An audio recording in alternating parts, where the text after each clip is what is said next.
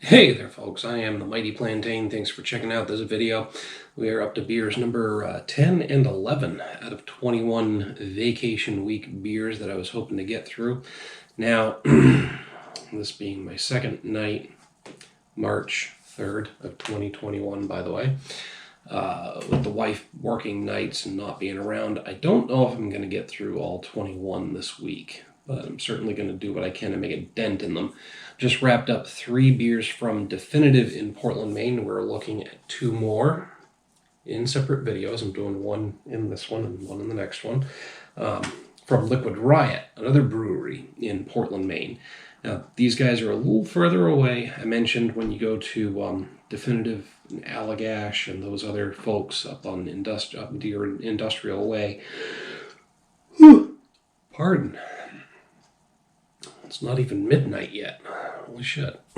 Anyway, Liquid Riot has another place, has their own, they're in a different location across town, so to speak, in Portland. But there's a couple of other interesting places around them, like the Thirsty Pig, place that does a lot of different gourmet style hot dogs. There's a Portland Pie Company down there. They've got good pizzas. They're in several towns around Maine. Anyway, Liquid Riot's worth hitting up, not just for the beers, but also for the spirits. They have a few whiskeys that are really good, and some other distilled beverages. It's worth checking out if you're in the area. Anyway, we're going to start with Liquid Riot's 5% ABV. Where the hell is the name on this? I had it before I set this down, and I'm not that drunk.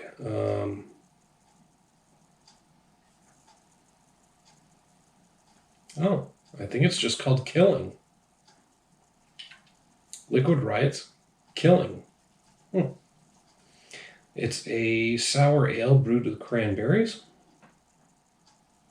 And like I said, 5% ABV. There's no IBUs listed on here, so I'll try and track that down through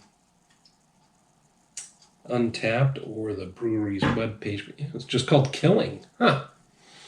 I guess I bought it looking at the label art, realizing I hadn't had it before, and I didn't realize that it just had a very simple name. So here we go. Sour ale brewed with cranberries. I was expecting a bit of a pink color, so I'm not too surprised there. It looks very effervescent. It's got that weird soda type effervescence versus a beer effervescence. And I see that from time to time with different beers. It looks more like a soda and characterizes more like a soda in the bubbliness than it actually looks like a cross between cranberry juice and like a Sprite. It's very clear, slightly hazy, but that color, that lovely pink color, and the bubbles, there's tons of bubbles coming up, but they're not even necessarily coming from the nucleation point on the bottom of the glass. There's a bunch of them coming from random nucleation points around the edge of the glass, maybe from other bubbles that formed. But that head is fading very quickly. And like I said, it has the fizziness of a soda. And I don't know what causes that in a beer, but I've seen it before on many occasions where it fizzes up and it doesn't act like a beer, it acts more like a soda. You guys know what I'm talking about if you've had it before. That's very fizzy. But a lovely pink color, obviously because of the cranberries.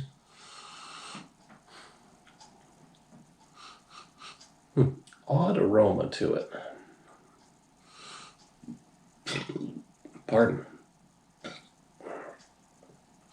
Now, cranberries tend to have a bit of a bitterness to them, as well as the tartness and the sweetness.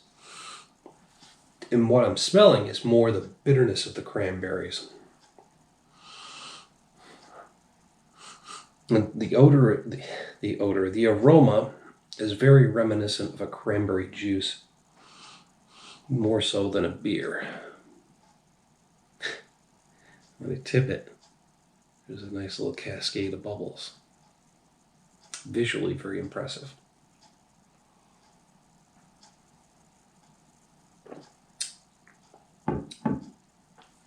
Very tart. Very, very tart. Whew. Tart, slightly bitter, fades to a nice fruity cranberry flavor, and then punches you with some sourness. And there's a slight distinction between tartness and sourness. They're both sour, but I don't know how to put the words behind it. But you guys know what I'm talking about. There is a slight distinction between tartness and sourness.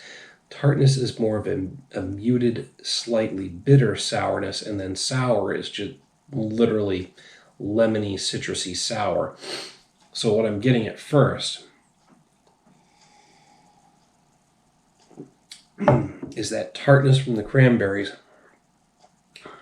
and then a sweet, fruity cranberry flavor, and then just this weird punch of sour in the finish.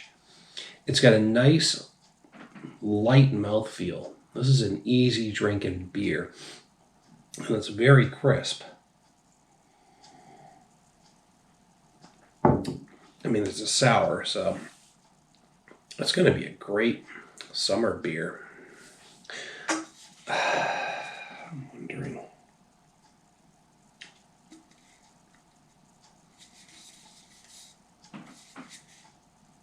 No, nothing about it.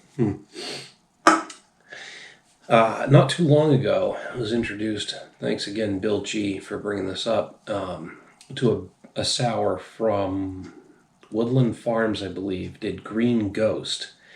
And it had this interesting flavor to it that I attribute to the woodruff syrup. Now, I've picked up on traces of it in another beer since, and I'm almost thinking that what I'm getting in the tartness and that slightly bitter flavor, and more so in the aroma.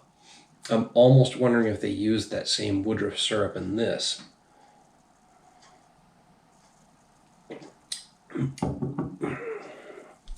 On the very, very back end and in the aftertaste, there's this strange, bitter flavor, slightly dank, like a moldy basement, a pleasant moldy basement type of flavor. Because if you've been into like an older dirt floor granite basement that's susceptible to moisture, there's a certain aroma that creeps into the back of your nostrils and almost becomes a flavor to the place. And that's what I got from the woodruff syrup in far more distinctly within that Green Ghost beer. But I've had it again in a faint amount in another beer that I can't recall the name of just yet since then. And it made me wonder if they used that same ingredient. And then in this, I'm getting a very, very faint hint of it in the finish and the aftertaste. So I'm almost wondering if they used woodruff syrup here. But just a little...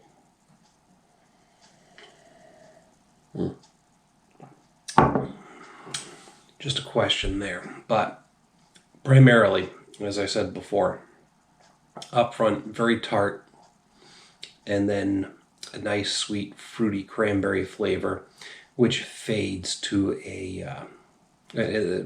as it fades, hits you with a huge punch of basically just citrusy sourness, and then fades to that odd, slightly dank, very reminiscent of the Green Ghost beer finish. Overall, this is a really well put together sour. Easy to drink. Like I said, this is going to be great in the summer. I mean, it's good enough right now when it's below freezing out and 64 degrees in here, but during the warmer months, this is going to be even better. I'm actually looking forward to picking some more up. boy. I'm hitting this with a 4 out of 5. I'm hovering between the 4 and the 3.5, but honestly, it's smooth, easy drinking. I got nothing bad to say about it.